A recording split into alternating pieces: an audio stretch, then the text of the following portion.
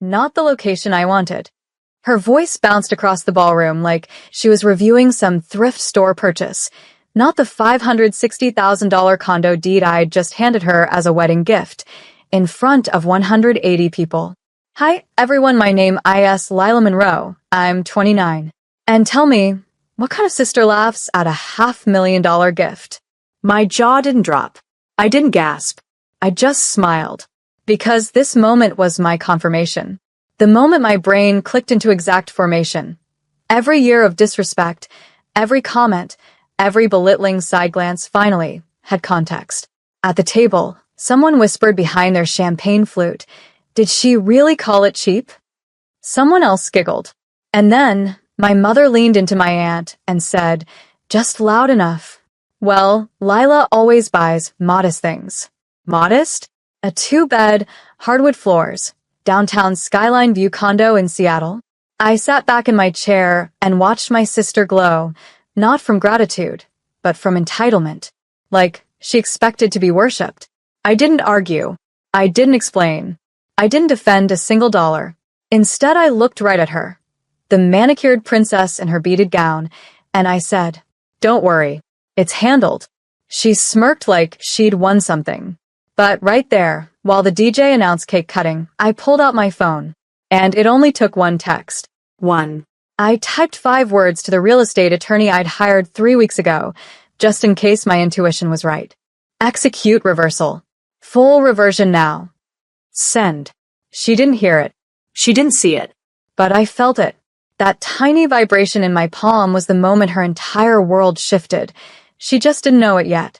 The next morning, while she was still on her honeymoon flight to Maui, I was sitting in my car outside the King County Administrative Building, sipping an iced latte like it was any other Tuesday. Paperwork always feels colder when you see it in daylight. My attorney, Mr. Garner, slid the file toward me across the conference table. All done. Full transfer reversal.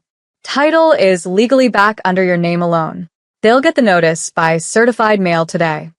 I signed. Just like that, entitlement evaporated into legal smoke. And this is where the human detail hits. As I walked back to my car, the barista from downstairs waved at me. She'd seen me here before. She had no idea the absolute atomic bomb I had just quietly set. On my drive home, my phone buzzed. Unknown number. I let it ring. Then 5 minutes later, another call. Then 10. Then 15. When it finally stopped, a text popped up from Mom. Urgent. Call US back immediately. I didn't. Instead, I drove to the condo itself. The one she called cheap. The sun hit the floor-to-ceiling windows like gold. I sat there on the balcony, and I swear, I could hear her voice from last night, fake laughing in front of all those guests, trying to sound superior. She really thought I was going to let that slide. That's the thing about staying quiet. People mistake silence for weakness. By noon, my sister's new mother-in-law messaged me on Facebook. The title company is saying the unit is not her name. Is this some misunderstanding? I screenshot it, saved it, because now, for the first time in my life, they were the ones scrambling for answers. And I hadn't even started talking yet. By evening, my sister finally got Wi-Fi in the hotel. That's when the screaming began. She called 9 times. I didn't answer. Then Mom. Then Dad. Then her new husband. The group chat lit up like a wildfire. Sis, what did you do? They're saying the deed is invalid. Oh, fix this now. You embarrassed our family. Dad, call the attorney immediately. SIS. People are talking. Fix it now. I typed nothing. Instead, I screenshot every message, every panic sentence, every threat disguised as urgency. And then, for the first time in years, I felt calm. I walked to my kitchen, poured myself water, stood by the sink, and just breathed. This wasn't revenge. This was correction. This was balance. The next morning on their honeymoon, instead of room service champagne, they got the certified notice at the front desk. Ownership reversal confirmed. Property is not transferred. The hotel manager handed it to them personally. The text came seconds later. SIS. Are you out of your mind? We already told his family. It was ours. Then another. The mom. You humiliated her. Fix it. Fix it. I finally replied, just 6 words. Respect was the price. You refused. Silence. Then my sister tried one more angle. Okay, fine, can you at least retransfer it later? Maybe when we're done moving? That one made me laugh. Out loud, in my own kitchen. Because this is the part she never understood. I didn't give her that condo because she deserved it. I gave it because I was hoping just once she would choose gratitude over cruelty. She didn't. So I chose the deed over her. 2 days later, I'm at work, quiet morning, editing pitch decks, when my coworker Serena leans across the desk and whispers, "Hey, your sister is blowing up on Facebook." Like meltdown level. I raise one eyebrow. About what? Serena shows me the post. My sister ranting about a family betrayal and stolen real estate. 300 comments under it already, half of them asking questions she clearly can't answer. Then, mid-scroll, her phone rings. Her face goes pale. Someone named your mom is calling my phone. That's when I knew they were running out of people to reach. I tell her, calmly, don't pick up. She nods, puts the phone face down. At 12:17 p.m., I get an email from the title company confirming they'd received another request from my sister's side to reinstate her ownership. Denied. At 1:03 p.m., my sister's new mother-in-law adds me on LinkedIn, probably hoping to clarify. Denied. At 2:42 p.m., Mom texts again. This is getting out of hand. We raised you. You owe us loyalty. I stare at those words for a long moment. Loyalty? To the people who laughed at the gift? To the people who humiliated me to look impressive in front of strangers? My reply finally came, slow, steady, typed in perfect clarity. You don't get to mock the value of something and then demand to own it. Read. No response. At 6:12 p.m., my sister finally tried her last card. Okay, we're going to tell everyone you betrayed the family. No one will support you. I smiled, because that right there was the moment I stopped being the quiet sister in their story, and I became the narrator of my own. The morning after her meltdown post, around 7:30 a.m., while I was doing my skincare routine, phone propped on the bathroom counter, another notification popped up. Not from her. Not from Mom. Not from Dad. It was from her new husband's employer. Subject line: verification request, property status.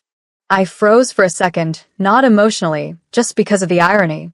He had bragged in the office that he and his new wife were property owners in prime Seattle. He'd used the condo as leverage in a negotiation. He'd promised his boss a private dinner party at their new place.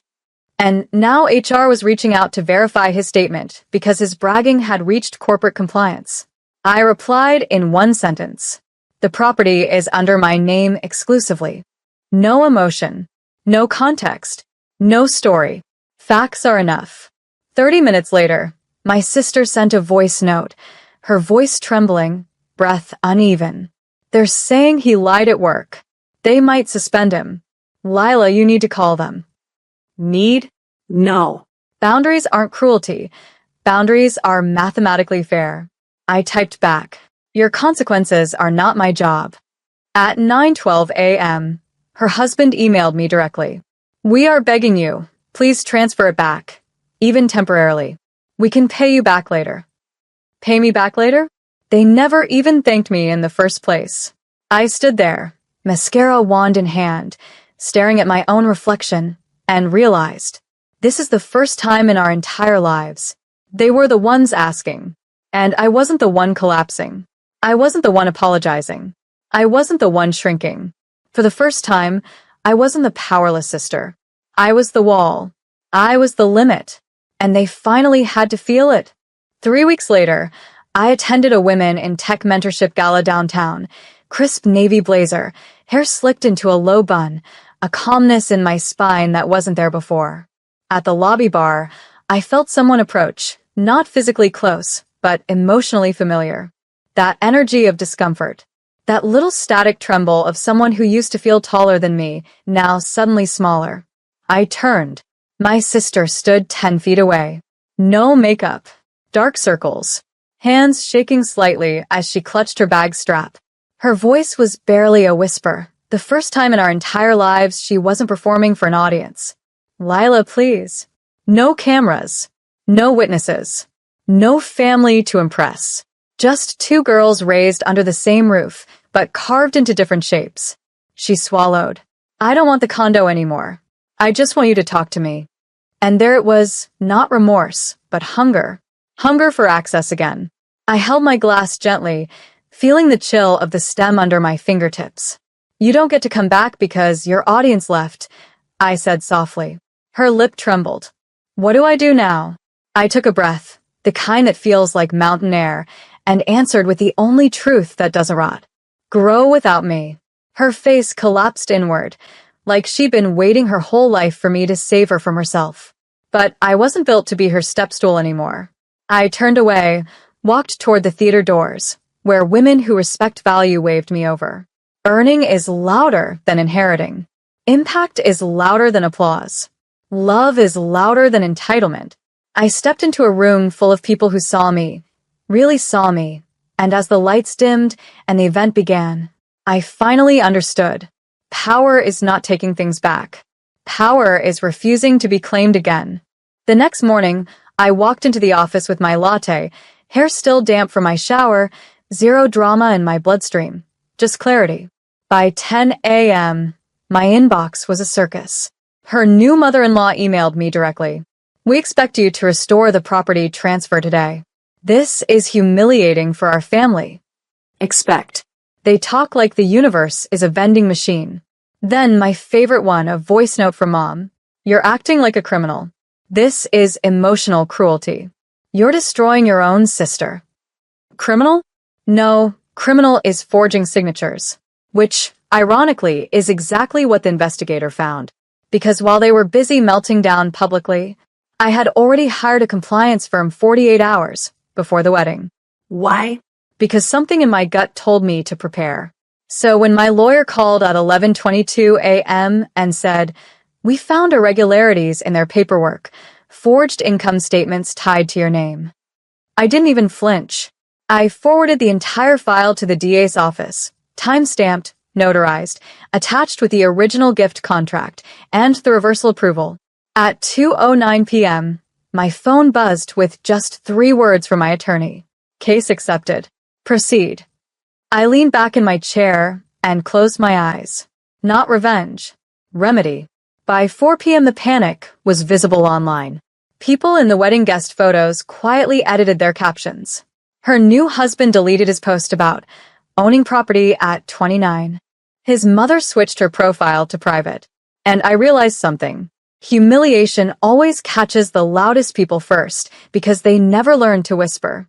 That evening, I dimmed the lights, lit one candle, and cooked myself dinner. Slow, quiet, soft. Peace is loud when you've earned it. That night around 9:40 p.m., my Ring doorbell alert chimed. Motion detected.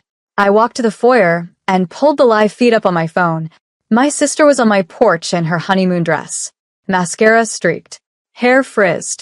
Shoes in her hand like she'd walked half a city block barefoot. Behind her, her new husband stood stiff, embarrassed, trying not to meet the camera lens. She knocked, first timid, then louder. Lila, open the door. We need to talk. Her voice cracked on the last word. I didn't move. She tried again. I didn't mean it. I was just showing off in the moment. There it was. Not regret. Not realization. Not remorse. Image control. Her husband stepped forward, voice low. Her parents are furious. Mine too. We need this resolved before Sunday. They already announced to our guests that the condo was ours. I stayed still, silent inside my house. Because silence is not weakness. Silence is the removal of access. He knocked once more. Lila, you're ruining us. There it is again, the truth she never says out loud. Some people don't want relationships. They want resources. I let them stand there, two silhouettes trapped between humiliation and panic, until my porch light turned off automatically at 10 o'clock. Then I finally texted her, short and clean. You laughed at the value. Now you get the value of that laugh. Delivered. No typing bubbles. No reply. Just two desperate people staring at a locked door they used to walk through like royalty. And for the first time, I felt the exact weight of power land where it always should have been, in my hands.